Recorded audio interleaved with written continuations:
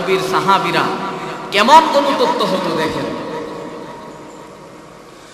আল্লাহ নবী সাহাবী যুদ্ধের ময়দানে চলে যাবে।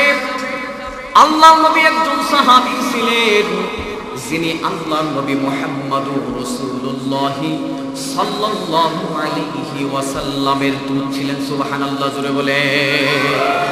আল্লাহর নবীর দূত ছিলেন, অর্থাৎ আল্লাহর নবীর জন্য কোন চিঠি বার্তা মুশরিকদের কাছে পাঠাইতেন, প্রয়োজন ও প্রয়োজনে আল্লাহর নবী সাল্লাল্লাহু আলাইহি ওয়াসাল্লাম সালাবা রাদিয়াল্লাহু আনহুকে পাঠিয়ে দিতেন। সুবহানাল্লাহ। এমন একজন কাছের সাহাবী, বিশ্বস্ত সাহাবী। এক সময় নবীজি একটা কাফেলা নিয়ে যুদ্ধের ময়দানে চলে যাবেন। এমন সময় এই এরিয়াটা একজনকে জিম্মাদারি নিলেন, নাম হচ্ছে সালাবা রাদিয়াল্লাহু আনহু। এই সাহাবীকে দিয়ে গেলেন যে আমরা যুদ্ধে চলে গেলাম, তুমি এই কওমের লোকদেরকে তুমি ভালো মন্দ তুমি দেখে রাখবা, কোনো অসুবিধা হলে আমাদেরকে জানাবা। সুবহানাল্লাহ। এই সালাবা রাদিয়াল্লাহু আনহু দেখেন কেমন তওবা করেছিলেন, কেমন তাকওয়া ছিল তাদের। সালাবা রাদিয়াল্লাহু আনহু সবাই যুদ্ধের ময়দানে চলে গেছেন। সাইদ রাদিয়াল্লাহু আনহু তিনি তিনার স্ত্রীকে রেখে তিনি যুদ্ধের ময়দানে চলে গেছেন। সাইদ রাদিয়াল্লাহু আনহু তিনি সালাবা রাদিয়াল্লাহু আনহুর বন্ধু ছিলেন। সুবহানাল্লাহ। মানুষের সুবিধা অসুবিধার জন্য তাকে মদিনায় রেখে গেছে, সবাই যুদ্ধের ময়দানে চলে গেছে। সালাবা রাদিয়াল্লাহু আনহু একদিন সাইদ রাদিয়াল্লাহু আনহু তার স্ত্রীর একটা কাপড় ছিল, সামনে একটা পর্দা ছিল, পর্দার বাহিরে তার স্ত্রীর হাত বের হয়ে গেছে। সালাবা রাদিয়াল্লাহু আনহু তার স্ত্রীর বন্ধুর স্ত্রীর হাত ধরে ফেলছে। নাউজুবিল্লাহ জোরে বলে। সাইদ রাদিয়াল্লাহু আনহুর স্ত্রী বলতেছেন, সালাবা শোনো, তোমাকে আল্লাহ নবী মুহাম্মদুর রাসূলুল্লাহ সাল্লাল্লাহু আলাইহি ওয়াসাল্লাম তোমাকে আমানতদারিত্ব দিয়ে গেছেন, আমানতের দায়িত্ব দিয়ে গেছেন। ও সালাবা শোনো, তুমি আমানতের খেয়ানত করলাম, তুমি আমানতের খেয়ানত করেছো। ও সালাবা, তোমার দিলের মধ্যে কি, তোমার অন্তরের মধ্যে কি আল্লাহর ভয় নাই? ইত্তাকুল্লাহ, তুমি কি আল্লাহকে ভয় করো না? তুমি শুধু কে অসৎ ব্যবহার করতেছ। ও সালাবা, তোমার কি জাহান্নামের ভয় নাই? এই কথা বলার সাথে সাথে সালাবা তার স্ত্রীর হাত ছেড়ে দিয়ে তিনি পাহাড়ে চলে গেছেন। সুবহানাল্লাহ জুড়ে বলে। সালাবা পাহাড়ের উপরে উঠে কান্না করতেছেন, গুহায় বসে কান্না করতেছে। নবীজি কাফেলা নিয়ে মদিনায় চলে আসছেন, দেখে সালাবা নাই। সাইদ রাদিয়াল্লাহু আনহু তার স্ত্রীকে জিজ্ঞেস করলেন, বলো সালাবা কোথায় গেছে? তার স্ত্রী বলতেছেন, ও প্রাণের স্বামী শুনেন, সালাবাকে আমানতের দায়িত্ব দিয়েছিলেন। সালাবা একদিন আমি এই পর্দাটা সরাই আমার হাতটা বের করে দিয়েছি, এমন সময় সালাবা আমার হাতটাকে এইভাবে ধরে দিছে, এইভাবে ধরছে। আমি সালাবাকে বলছি, ও সালাবা, তোমার মধ্যে কি জাহান্নামের ভয় নাই? এই কথা বলার সাথে সাথে সালাবা আমার হাতটা ছেড়ে দিয়ে মক্কা থেকে মদিনা থেকে চলে গেছে। তাদের তাকওয়া কেমন ছিল দেখেন। সাইদ রাদিয়াল্লাহু আনহু সালাবাকে খুঁজতে বের হয়ে গেছে। খুঁজতে দেখেন একটা পাহাড়ের গুহার মধ্যে এসে আল্লাহর কুদরতি পায়ে সাজদা করে কাঁদতেছেন। এমন সময় সালাবাকে বলতেছেন, সালাবা মাথা উঠাও। সালাবাকে নিয়ে নবীজির কাছে চলে যাব। নবীজি তোমার ব্যাপারে যেই ফয়সালা করবেন এটাই আমরা মেনে নিব। সালাবা রাদিয়াল্লাহু আনহু মাথা উঠাইলেন। সাইদকে বললেন, বন্ধু সাইদ শোনো, আমার এমন হিম্মত সাহস নাই, যেই ব্যক্তি আমানতের খেয়ানত করে এই চেহারা নিয়ে আমি নবীজির কাছে যাইতে পারবো না। যদি সম্ভব হয় নবীজির একজন শক্তিশালী বড় সাহাবী আবু বকর রাদিয়াল্লাহু আনহুর কাছে চলে যায়। আবু বকরের কাছে সালাবাকে নিয়ে গেছে। নবীজিকে আবু বকরের কাছে নিয়ে গেছেন। আবু বকর বলতেছেন কি বিষয়, এই পুরা ঘটনা আবু বকর রাদিয়াল্লাহু আনহুকে বলা হয়েছে।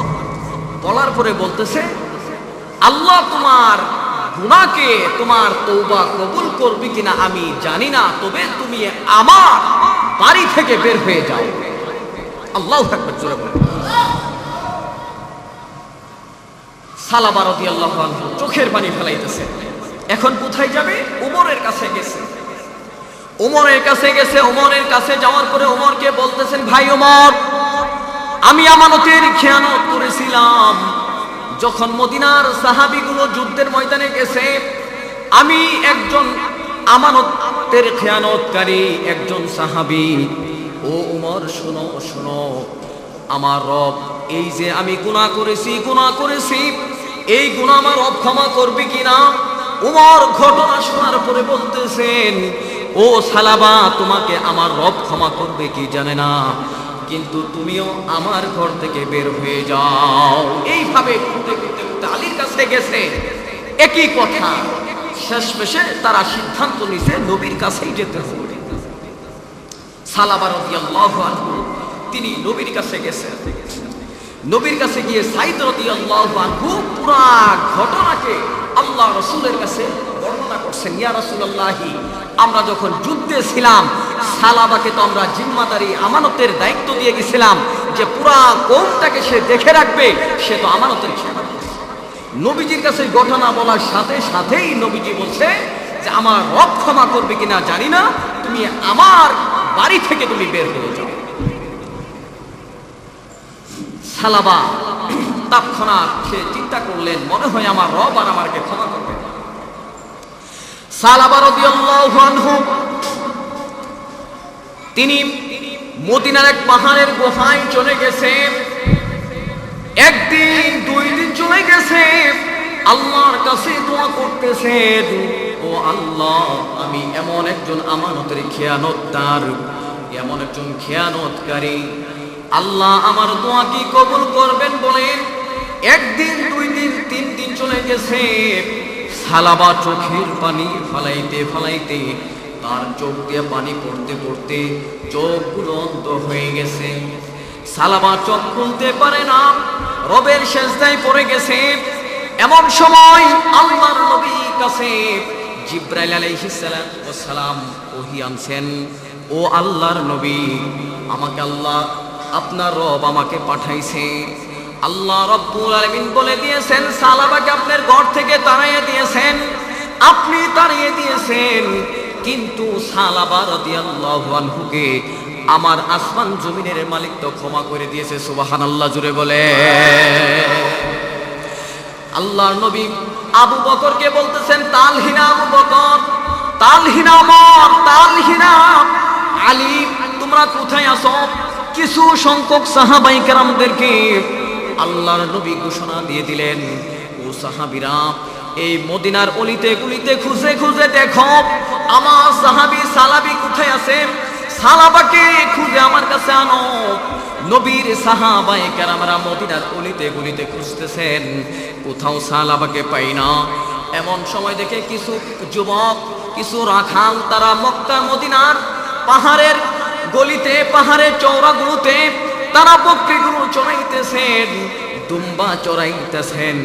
তাদেরকে গিয়ে বললেন, ও ভাই, তোমরা এমন এমন আকৃতির একজন যুবককে দেখছো কিনা বলো।